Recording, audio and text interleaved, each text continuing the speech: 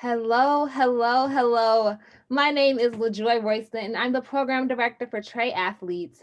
Thank you all for joining us tonight for our second installment of our virtual job shadow series.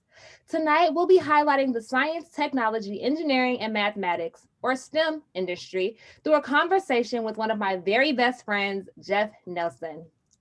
Following our conversation, yes, say hello, Jeff. Hey.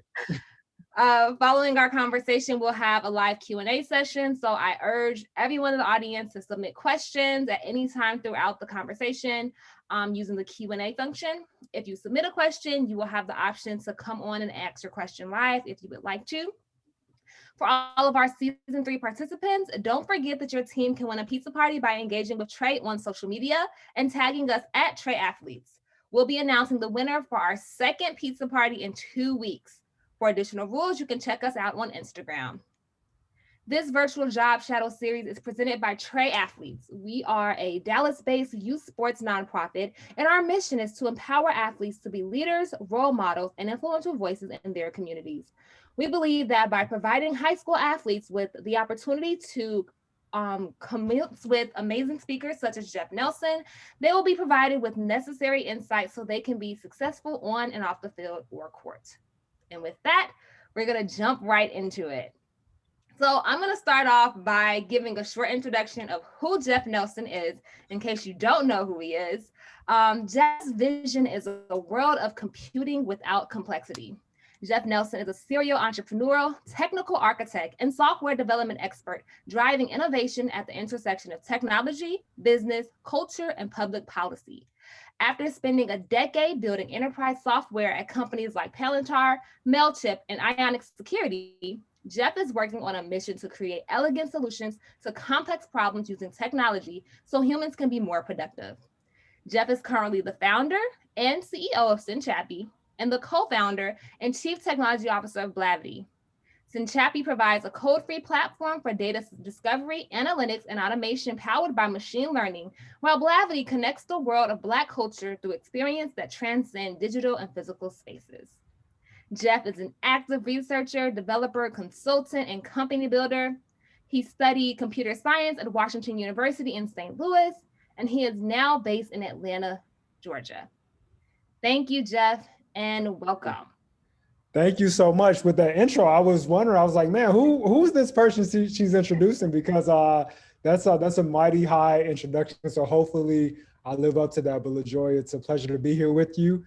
Thank you to the Trey team for having me, and thank you to our audience for showing up tonight. I'm excited to chat and tell a bit about my story, and hopefully provide as many helpful insights as I can. Yes, definitely. So let's go ahead and get started then, Jeff. Why don't you just start by telling the audience about yourself? I gave your intro, and as you said, it's a lot of different stuff going on there, but tell us about you. Where are you from? All that good stuff. So I'm from Chicago, Illinois, born and raised. I am the youngest and the only boy of 9 children. So I grew up with 8 sisters and a mom. So a lot of women in my life early on in my formative years that were great influences on me. But being the youngest, that there are some dynamics that come with that. In addition to being just the youngest sibling, also had a lot of nieces and nephews. I think I have like 35 nieces and nephews, some of whom are older than me. So just at a very young age, I had to deal with a lot of family dynamics. And I think early on that forced me to just kind of sit back and observe and pick my spots and figure out, who were my allies, who were people I had to be a little more careful around, where I could pick my spots and things like that. I grew up in Chicago, went to college at Washington University in St. Louis. I studied computer science, but also minored in philosophy. And there I met my co-founders at Blavity, Morgan DeBaun and Aaron Samuels. We started that company. Blavity is a tech media company. I'm the CTO there. And Blavity, in addition to having 5 different media properties like Blavity News and Shadow and Act and Travel Noir, we also put on the biggest tech conference for Black millennials in the world called Afro Tech. If you all are interested in Afrotech, please make sure you connect with me, and I can make sure you all can attend this year. But in addition to founding Blavity and founding Afrotech, I'm really kind of a nerdy guy at heart.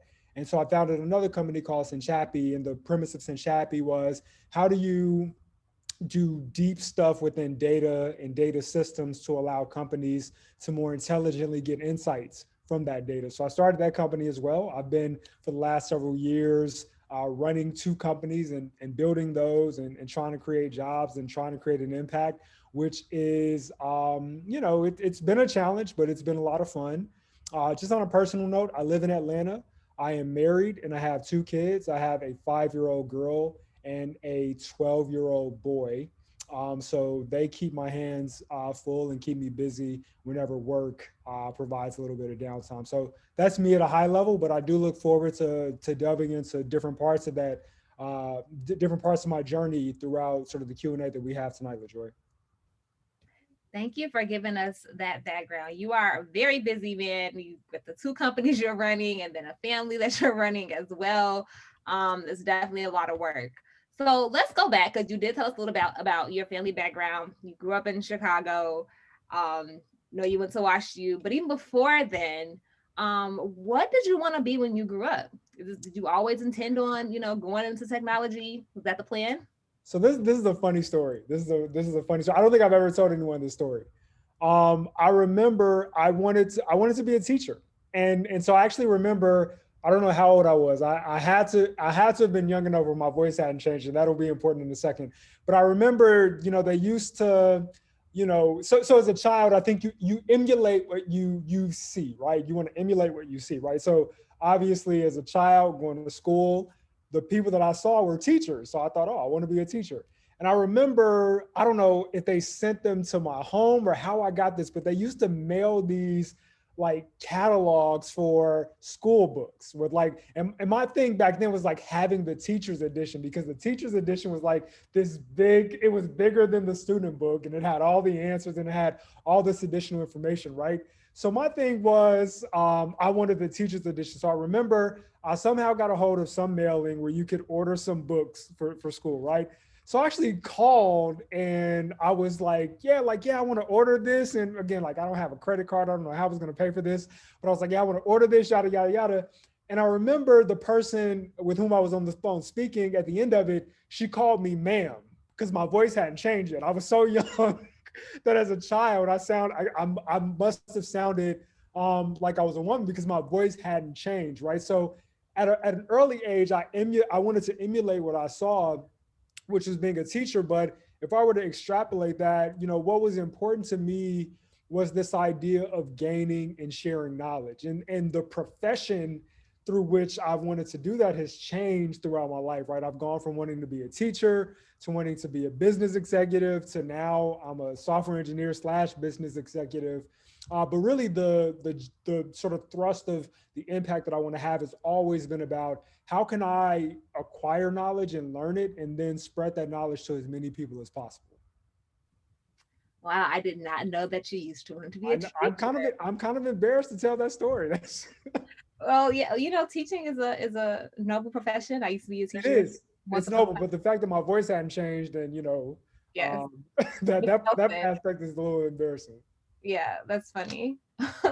Okay, well, you didn't end up being a teacher, and so at some point between now and when you were on the phone as Miss Nelson ordering books for yourself, you decided that you wanted to delve into technology. And so tell me about how you decided that you wanted to major in computer science when you got to college, and also that minor in philosophy, which I did not know that you had.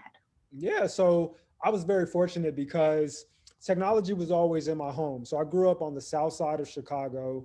Whatever stereotypes people who are not from Chicago have about Chicago, there's probably some accuracy there. So grew up on the south side of Chicago. By no means did I come from a family that was well off. So my dad was the only one who worked, I always say, for benchmarking purposes.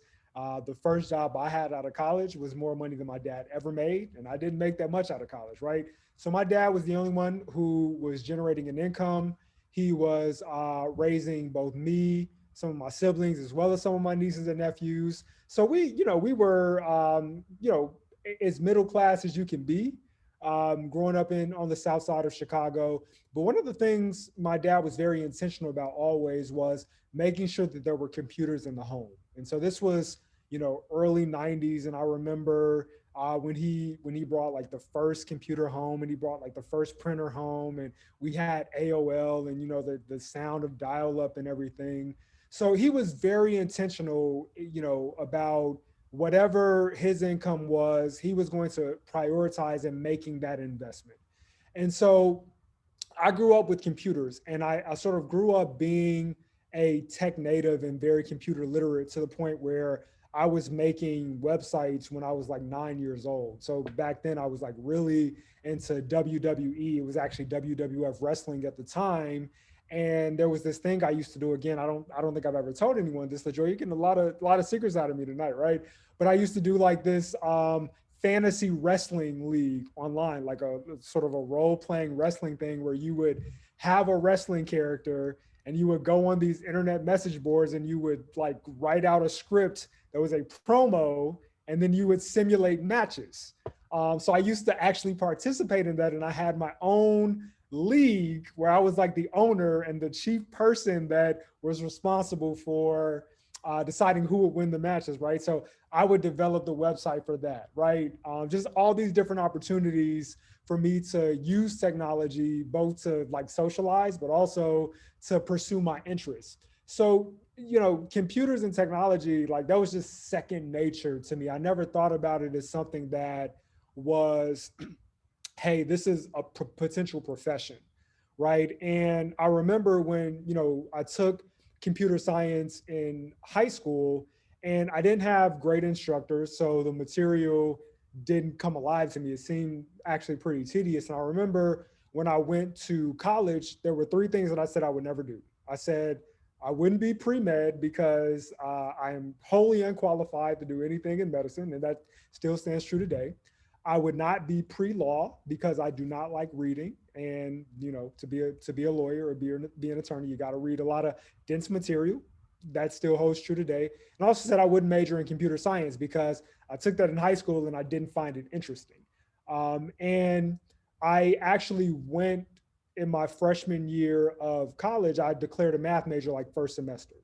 And, if any of you all have had an experience with an advisor, they'll tell you wait until, at the earliest sophomore year, but preferably your junior year before you declare a major. But me being me, I thought I knew everything. I was like, hey, I want to major in math. I'm going to declare a math major my first semester of freshman year. They let me do it. And part of the math curriculum was taking an intro computer science class. And I took that class and I did well in it. And I was like, oh, okay, cool. This wasn't that bad. It was actually better than what I did in high school. I kept taking computer science classes because I ended up getting just friends who were studying computer science. So to have class with them, I kept taking computer science class until I looked up one day and I was like, oh, I've got a computer science major. But the interesting thing there is that computer science never dawned on me as being a career opportunity until it was time to graduate. And I was like, well, what am I going to do? Right. I had never had an internship in college because I was always on campus working during the summers, like, being a residential advisor and being involved in different summer programs. And I was heavily involved in student government. So when it was time to graduate, I was like, oh, I need a job. And I actually looked at kind of, starting salaries by degree. And it was like, oh, computer science is kind of up there. I've got a degree in that. Maybe I should pursue that. That was really the first time that I actually thought about entering tech as a profession. And I started working at a company, Palantir, that combined my interest in public policy and politics with my background in tech, with sort of the mission for using technology to foster social good. So that's how I got started in tech. It was sort of happenstance, but in many ways, my steps were ordered because I was prepared by just having a background in computing and using technology throughout my life. Wow. Again, like all this information that I didn't know. So you just happened to have a degree in computer science. This is not something that you looked at and I was like, oh, wow. I don't think that's the case for a lot of people, especially thinking about STEM too, and I'm sure you can probably attest to how it's changed because there's been such a push for everyone to kind of focus on STEM and how important it is. And even the acronym has changed, right? Because now it's like STEAM, they throw in the arts as well as a part of that piece too.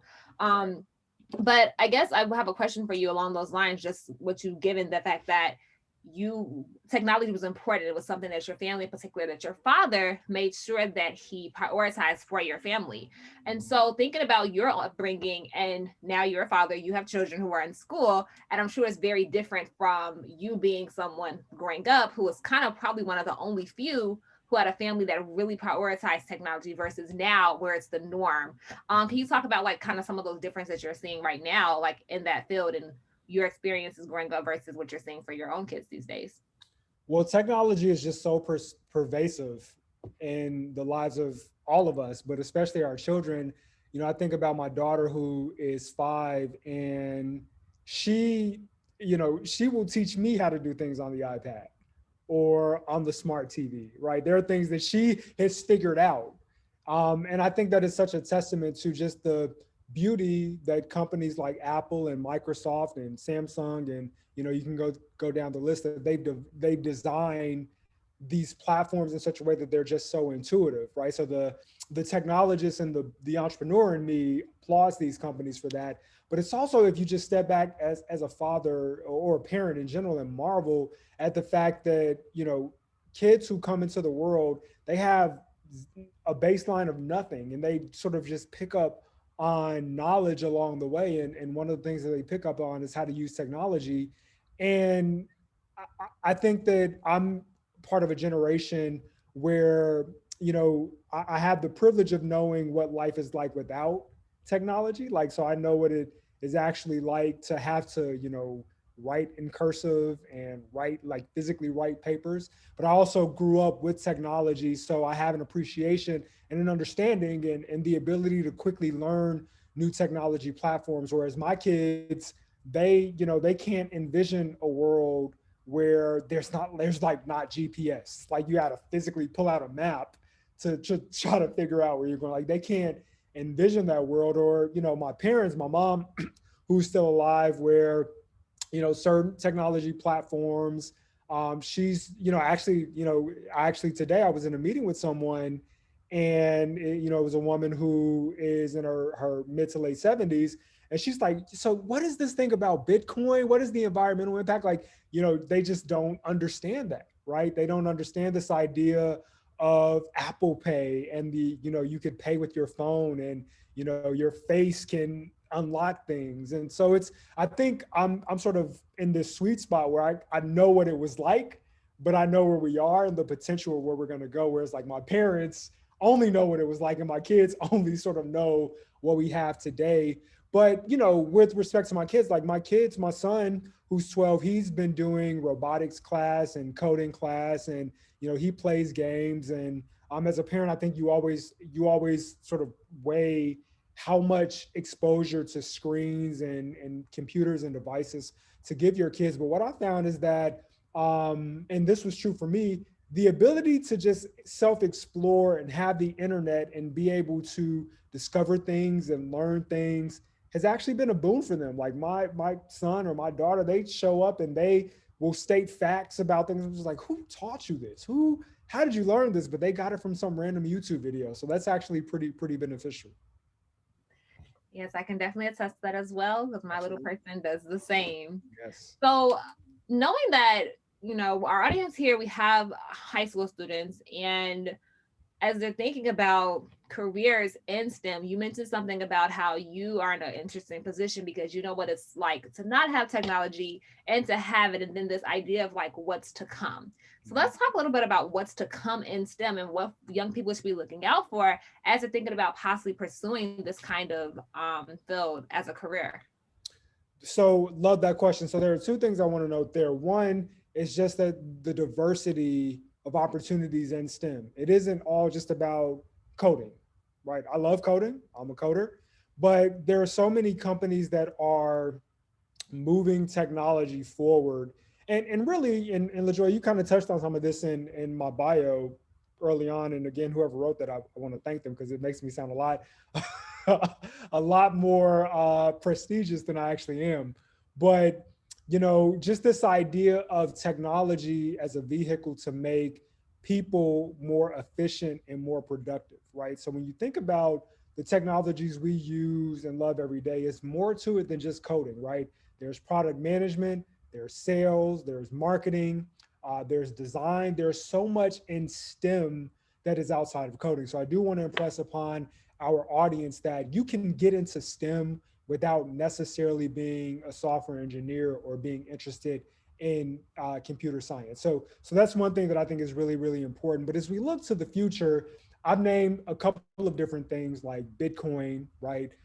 Which is backed by blockchain. Blockchain, this idea of there is this immutable, and when we say immutable, that's one of my favorite words in computer science. Immutable means nobody can change it. So once something is recorded on it, it's there forever into perpetuity, right? So this idea of an immutable log of financial transactions, but you can extrapolate that more broadly and apply it to disciplines like healthcare and cybersecurity and politics, right? This idea that you can just have this decentralized, sort of computer-driven platform that says this is what happened on this date, and then this is what happened after that, right? And nobody can tamper with it. Blockchain is a very important technology platform. The biggest application on blockchain is Bitcoin and other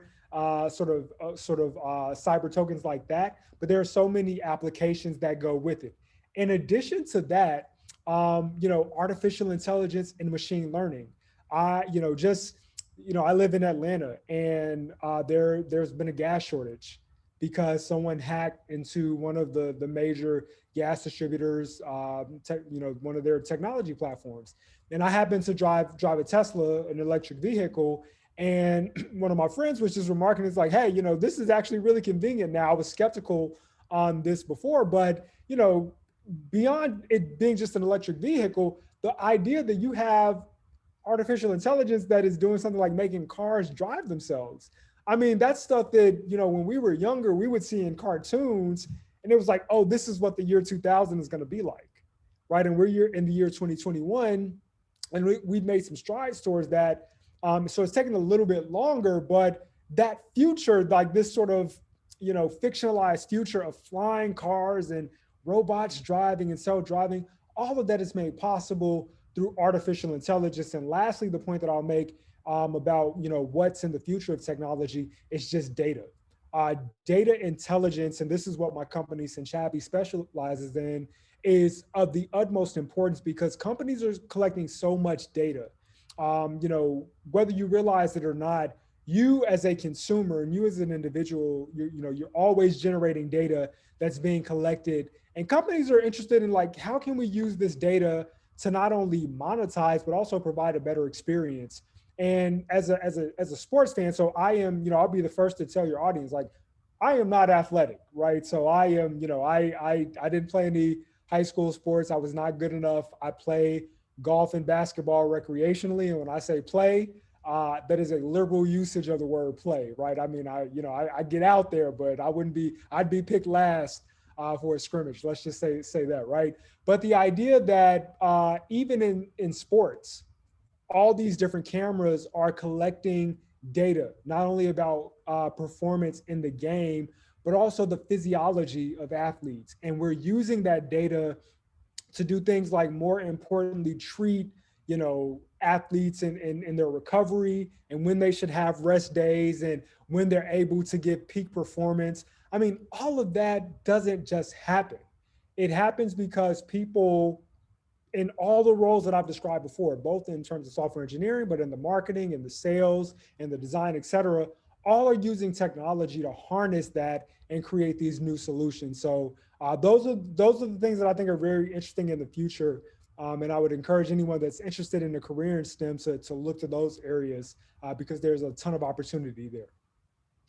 Got it. I'll make a note of that too. If Trey doesn't work out, blockchain, artificial intelligence, and data are 3 areas to look for in STEM. Okay. Going along that, because you mentioned 3 areas for the future. I want to focus back on you and where you are right now in your career. You are operating two companies full time, but you didn't just wake up and graduate and that happened. So can you walk us through your professional life? Like when you first graduated from college, you mentioned that you looked and you saw, oh look, there's a computer science job. I have a computer science degree. Let me get this job.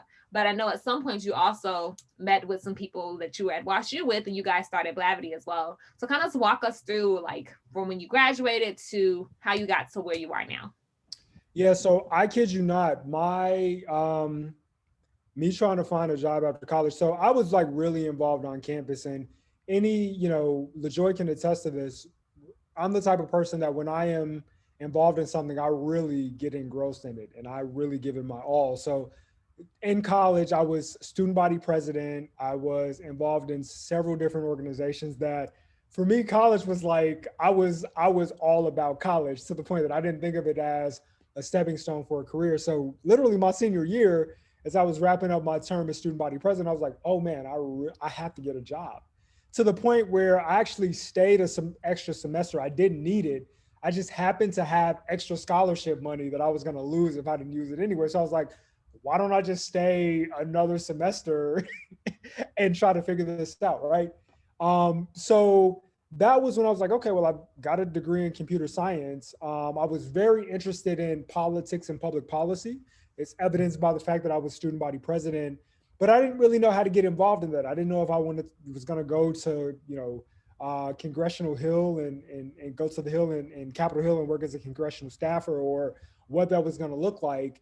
And I applied to some software engineering jobs, and my final two choices actually came down to Microsoft, which is based in Seattle, and a company called Palantir Technologies, which was based in California. And Palantir at the time was a startup. I had never heard of it. Microsoft is Microsoft. We all have heard of Microsoft. We all have, more than likely used Microsoft products. And for me, it really came down to the fact that I didn't want to live in Seattle because it rained a lot. That's really what it came down to. I mean, other than that, I was like, oh, Microsoft, because I'm in many ways kind of a risk averse person. So this idea of being at a startup, to some people that's exciting because they're like, oh, the upside is there. But for me, I was like, hey, Microsoft is Microsoft. I can go home and tell my mom I work at Microsoft and she'll know what that means. But I didn't want to live in rainy Seattle. So I went to work at Palantir, which was based in the Bay Area. I lived in Palo Alto, California. And there I was in an interesting position because when you're at a startup, you tend to wear multiple hats, which means you tend to do more than your job description says. So I was a software engineer. I was a back-end software engineer. What that means by back-end is it means that I was working on the parts of their technology that the user didn't see. So when you go to a website and you see the front-facing stuff, that's the front end. But there's a whole bunch of stuff on the back end that's powering that. And so for Palantir, I was working on the equivalent of that, and I actually got an opportunity to work at do a rotation on the business development team, where I would actually go to our customer sites and actually train them and see them use the software and actually build customizations for them. So, Palantir at the time was working with the Los Angeles Police Department, the NYPD, the CIA, Bank of America, JP Morgan Chase. So I was going to some of the premier institutions in the world and helping them to solve some of the hardest problems like cybersecurity, fraud, trying to prevent homelessness and foreclosures, all using the software that we were creating. So that was my first job, right? Worked there for 3.5 years. It was really, really cool. Loved it to death. And then in April 2014, I got married. I was about to get married. So I was engaged. I was long distance with my fiance at the time, who lived in St. Louis. We went to college together, and we decided to move to Atlanta because it would be a new place for both of us, which in hindsight was probably a mistake because I wish we had family and friends here to support, but that's a different story for a different day. But we moved to Atlanta, and because I moved, I got a new job. I started working at MailChimp, which was vastly different from Palantir, because Palantir is this big secretive organization. Like I couldn't go home and tell my mom like, hey, I'm working on this stuff. She wouldn't understand. But something like MailChimp, which is sending emails and newsletters, was a little more readily available to, the understanding of my friends and my family. So I did that for a while, and then I worked at a company called Ionic Security after that. And then that's when, my friends from college, Morgan and Aaron, we came together and we said, hey, social media is this thing that we all use. But the backdrop of the world is that the experience of Black people, the world is sort of seeing that for the first time in a new way because of social media. So this was around the time of Trayvon Martin's murder, and Michael Brown in Ferguson, Missouri, which was in the backyard to where a lot of us went to college and university at. And so we wanted to do something where we could start a platform, one, that would tell the stories of Black people more readily, but also allow Black people to have ownership and enjoy in the monetization of those stories. And because we were frustrated by the fact that Black culture is so influential, but it isn't influential until it's gentrified or appropriated by people who are not Black.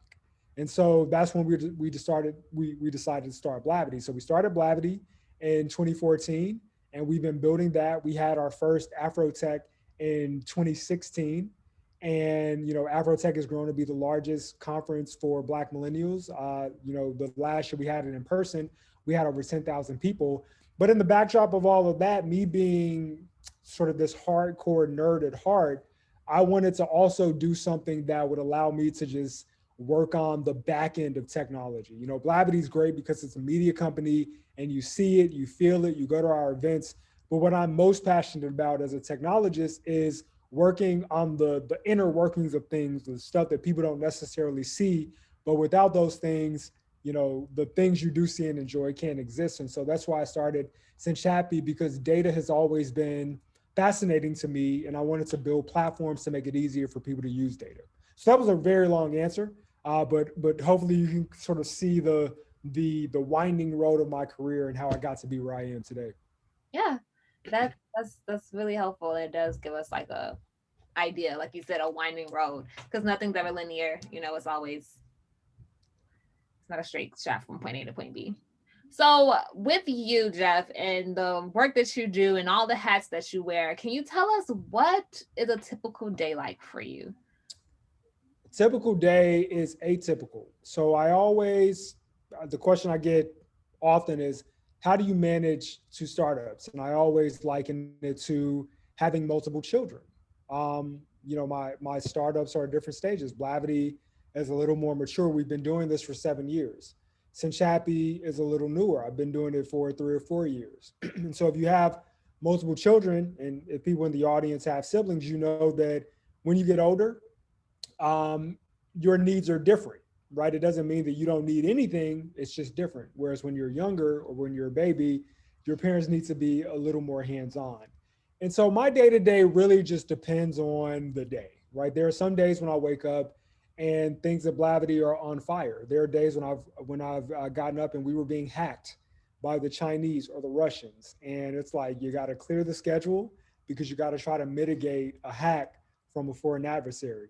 There are days when I wake up and, it's in Chappie, there is some of our premier enterprise clients who are like, hey, this thing isn't working. And you're like, oh, it's not working. We got to go in and fix this.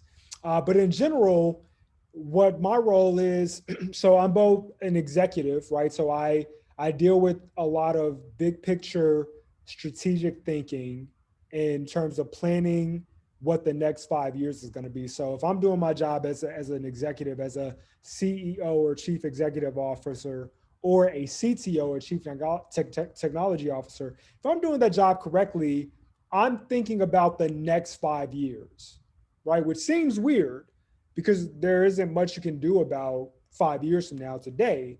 But I'm thinking about that if I'm doing my job correctly. And so I'm at that sort of vision level and strategic level thinking.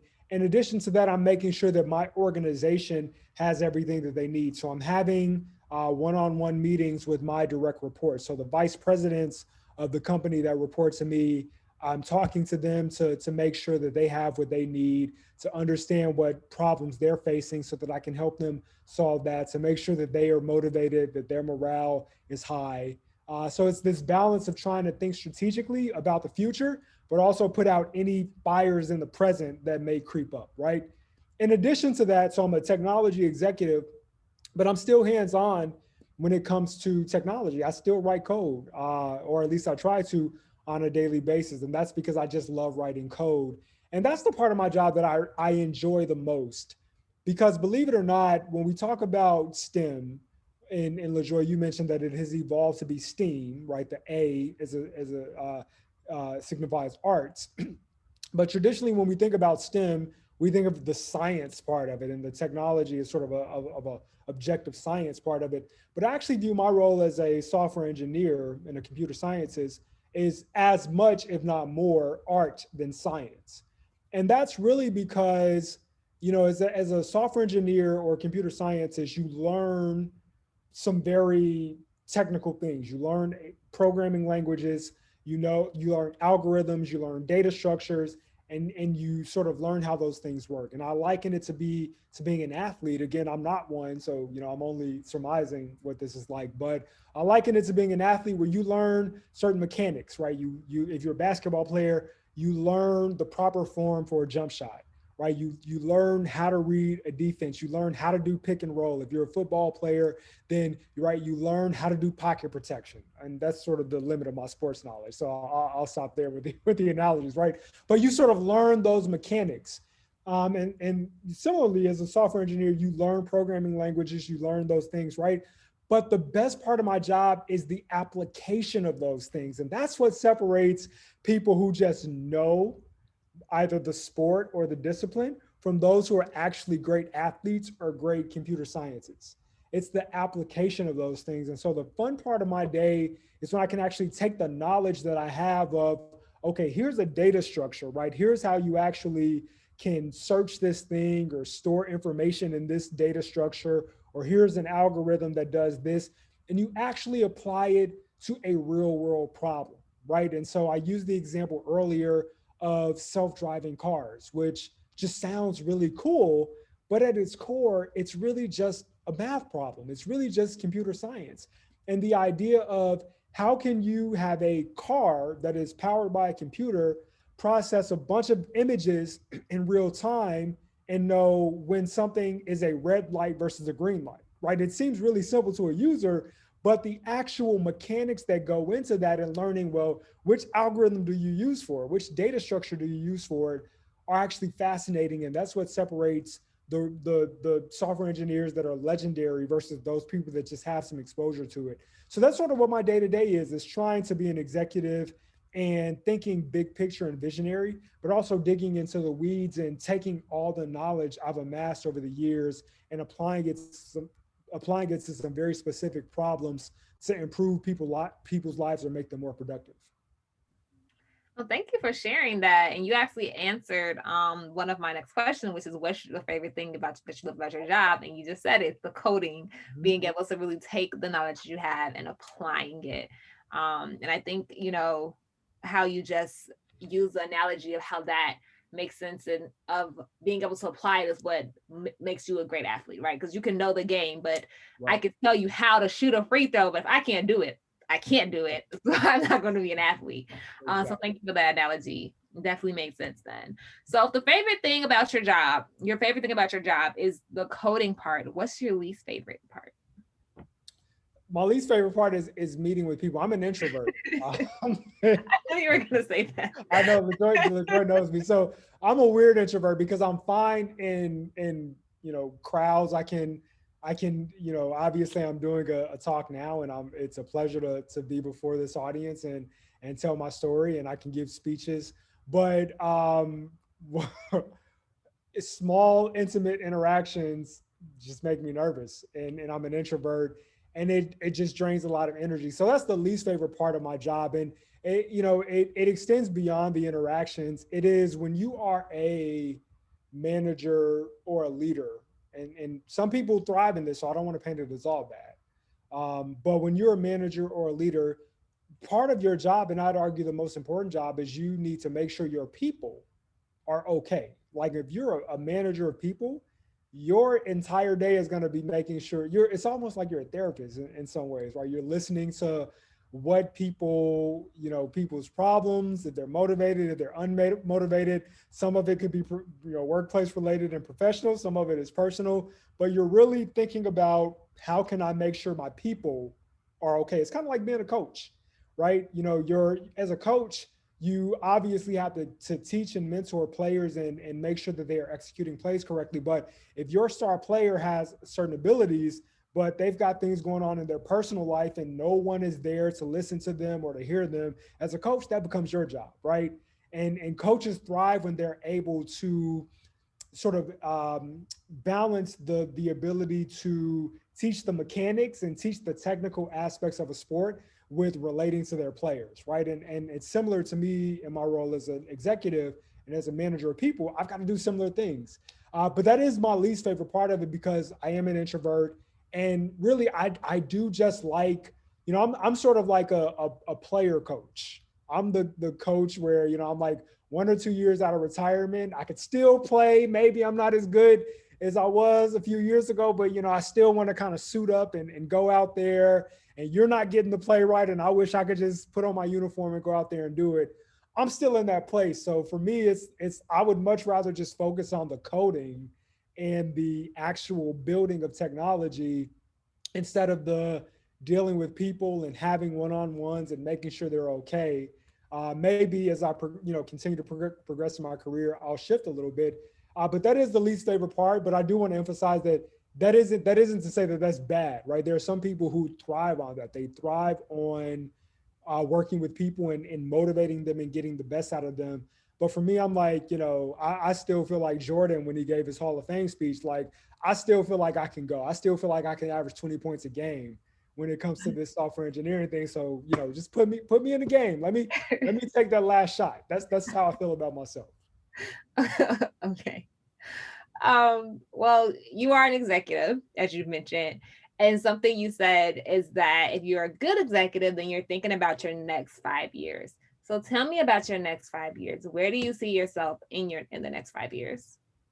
So in the next 5 years, I really see technology advancing at such a rapid pace. And there are those core things that I mentioned, and the way that I like to think about the world is less in terms of applications. And when I say applications, I mean the things you use on a day-to-day basis. And I like to think about the technology platforms that power those applications. So when I talked about blockchain, which powers Bitcoin, when I talked about artificial intelligence and machine learning that powers things like self-driving cars, when I talked about data intelligence and data analytics that powers some of the sort of advanced metrics that we have for athletes and sports performance, I really, over the next 5 years, I really am fascinated about two things. One, how we can make those platforms more easily accessible to people. So right now, if you want to build something that is powered by blockchain, it's hard, right? You got to know a lot about technology. You've got to have some very, very special training. But over the next 5 years, how can we make blockchain so approachable and so intuitive that anybody can just sort of pick it up and build some cool stuff that's powered by blockchain, right? And so I'm thinking about how can we leverage those platforms and make them easier for people to access and to use. But I'm also thinking about the applications. I really think that we've just scratched the surface in our ability to use technology to make the lives of people easier. And I think the being, for many of us being in the midst of the pandemic and being on lockdown has revealed some of this. But if you the year is 2021, if you were to just rewind 10 years to 2011, right? If you think about the amount of technological advancement from 2011 to 2021, right? What things exist today that didn't exist in 2011? I don't know if YouTube was as pervasive as it is now. I don't know if Uber and Lyft and Uber Eats and the ability to sort of get food or transportation at the snap of a finger existed. I don't know, Amazon Prime, like all these things that we use every day didn't exist then, right? So there has been a lot of technological advancement in the last 10 years, right? But if you were to go from 2011 to 2001, there was even fewer major technological advancements. So what's actually happening is that every decade, the amount of technology and the applications of that technology that we're developing is increasing, I'd argue, at an exponential pace. So I mentioned earlier, and I don't know if your audience will know this, right? Like the Jetsons, right? Which was this quintessential cartoon of the future back in the day, right? But this sort of utopian idea that we have of the future, whether it's the Matrix or the Jetsons or whatever the case may be, of flying cars and you sort of like just go to a wall and you press your finger and it tells you everything about the world. Like that idea of the future, it isn't too absurd to say, you know, in 2031, we'll be exponentially closer to that than we were 10 years prior to that in 2011. And so when I think about the next 5 years, it's just about how do I develop the platforms that are going to enable those things? Because to me, that's where the real money is, right? Applications come and go, but if you have the underlying platforms and technology, then that's what allows you to pursue that level of excellence. Wow. Yeah, when you broke it down with the years from 2001 to 2011, so 11 to now, you're right. Like how much technology and how quickly things are changing the pace has definitely increased. All right, so I have two more questions for you, and then I have some questions from the audience that I want to ask you. So two more questions. First question, what skills are the most important in your job? The most important skill in my job is the ability to problem solve. And I always think that a good detective, so a police officer that is a detective, would make a great software engineer, because a large part of my job is just trying to piece clues together to figure out what's wrong. So there is a certain part of my job which is building new systems and new technology, but the most fun part of my job, believe it or not, is when things go wrong, and it's like figuring out why they're going wrong. So you have to, you have users who are complaining, and you've got all these different information streams. So you've got to be able to figure out what's important, what's not important, what doesn't look like the way it should look, and piece all that together to really come up with the theory of the case and solve that and figure out the problem. So I think just the ability to problem solve is the most important skill. Okay, thank you. And then my last question I have for you before we jump into the audience questions is, what's a piece of advice you would give to your younger self, knowing what you know now? So the piece of advice that I would give is, it actually comes from some implicit advice I got from an instructor. So that piece of advice is learn how to learn, right? And when I say learn how to learn, it's when you're acquiring knowledge, it isn't so much that you remember the specifics of everything, but it's you remember how to find answers. And this is important, and I want to give you a quick story. So one class I took, it was my sophomore year in college. It was a class called Rapid Prototyping and Creative Program Development. And it was a 300 level of course, which means that it was meant for juniors. So I was a sophomore, and I was taking it a little earlier. And I remember I had a professor, and this professor this was the first day of class, and this was the least engaging professor that I've ever had in my life. Like, I hope that when I've been talking to the audience, I hope that I've used like enough inflection that it doesn't sound like I'm just kind of monotonously spewing a bunch of words, right? But this is a professor who's like, and you do this and you do that. And it's like one tone for an hour, right? This is the first day of class. And in addition to that, the professor being boring, we were in a computer lab. So we're all at computers. So we're not even facing the professor. So you can't even like read the professor's lips and, get body language to figure out what's important and what's not important, right? So this is the first day of class, and the professor is babbling on about something. And so our first assignment, and mind you all, this was, I was in college at the, sophomore year. This is about 2007, around that time. The professor says, all right, our first assignment for this week is going to be that I want everyone to create a site that is better than Facebook.com. Now, I know that, this generation, you all are all into Instagram and Snapchat, and Facebook is probably like a relic of the past to you, but think of any social network. It was like, in a week, I want you to develop something that is better than this. And that's what he sent us away with. So me, right, first day of class, I go and I'm trying to figure out how to do this. And again, I'm a sophomore. So I don't even, and this is the junior level class, so I don't even have all the prerequisites I need to really do this, right? So I send the professor an email and I type this long email with multiple paragraphs of what my question is, what I've already attempted, so the professor will know that I tried, right? And won't recommend things to me that I've already attempted. So I write this long email and I send it to the professor, really trying to get help because I have no idea where to start. And I kid you not, 2, 3 minutes later, the professor emails me back. And this is not at all an exaggeration. I still have this email to this day. The professor responds and simply says, google.com. That's it. That was his response. Long email about how do I do this? And, I figured this out, but I don't know this. It was simply google.com. And what I took from that was any and everything that I wanted to know was at my fingertips. It was on the internet. I'm a computer science student. It's on the internet.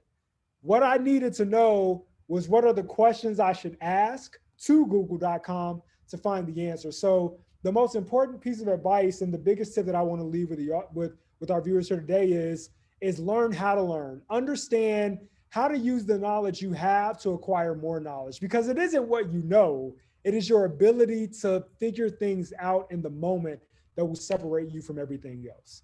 So I'll leave you with that. That was a great sounding piece. Like, learn how to learn. What are the questions I need to ask to get the answer that I want? Definitely got to be making a quote out of that. All right. We're going to do a fire round here of a few questions we have from the audience.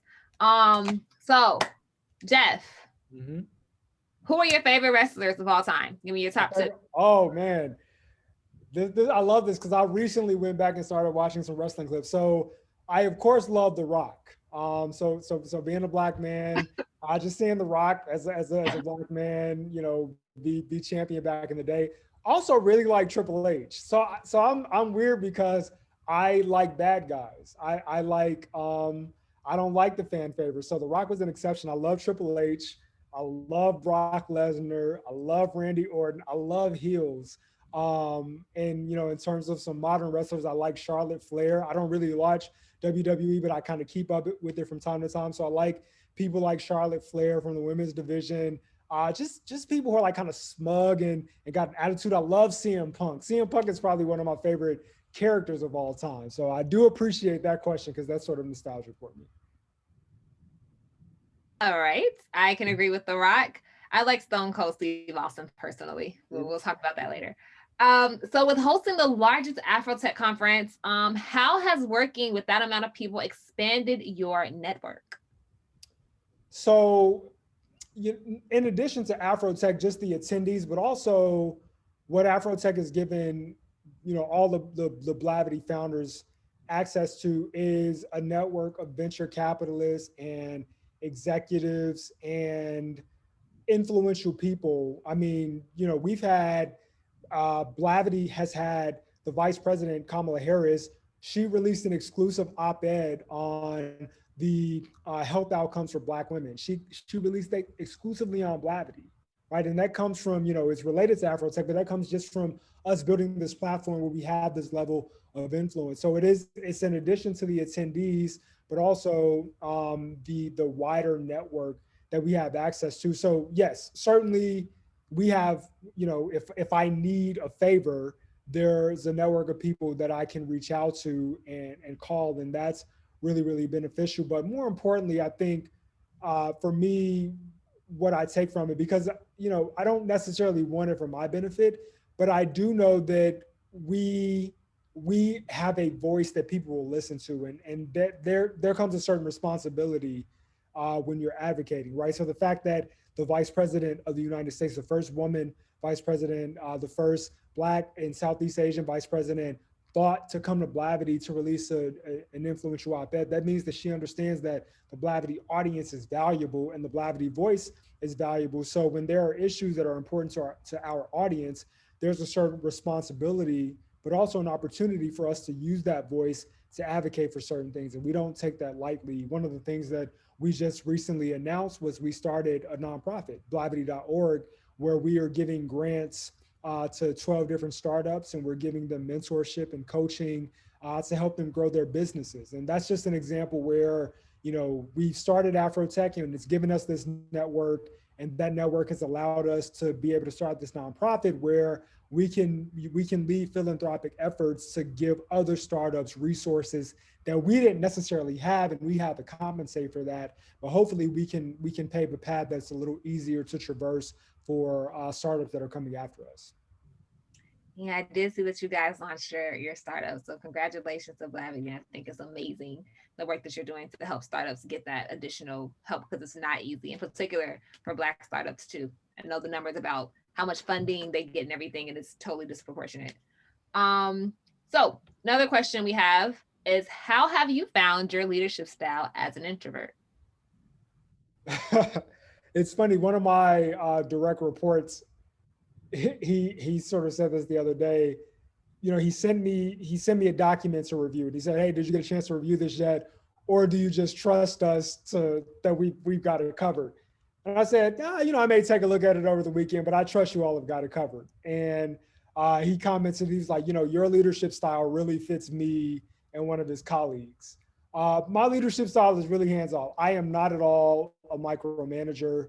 I lead people how I want to be led. And for me, I think that if there's an alignment of passion, so if you care about something, you're going to put in the work, you're going to put in the time, you're going to put in the energy, you're going to ideate on it, you're going to come to it and give it your all.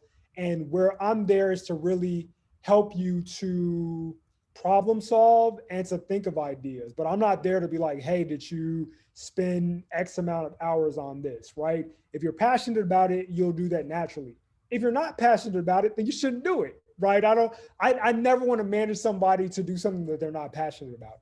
So I'm very hands-off in that regard. And I do recognize that for some people that doesn't work for them. And I do, when I interview people and I'm thinking about hiring them for a job, I tell them that up front that, I'm going to give you a lot of freedom. I'm going to give you a lot of leeway. I'm going to allow you to sort of make mistakes and craft your own vision. And ultimately, this is the destination I want to get to. I'm a man of analogy. So I liken it to, hey, we're trying to get to Texas. I'm not going to tell you that you got to drive through the southeastern states or that you got to drive through the Midwest, or I'm not going to say that you can't take a detour and go to New York and go through Canada and ultimately end up in Texas. We just got to get to Texas, and we got to get to Texas on this date. We get to Texas on this date, cool, right? I'm not going to tell you how to do it. That's up to you. If you want to take the scenic route, that's up to you. Now, some people, they want to be told exactly how to get there. They want those GPS instructions, or if they're like my mom's age, they want the MapQuest printout, right? Some people need that, and that's not going to be me. But some people, I think, do thrive in an environment where they are sort of given an end state, but they're trusted with the ability to get there. So as an introvert, that lends into how I naturally want to lead people, and I intentionally try to hire people that fit that mold. But I think the important piece is that you've got to be aware of your leadership style, and you got to make sure that you are not putting people in a position where your leadership style is going to hinder their growth. Oh, thank you.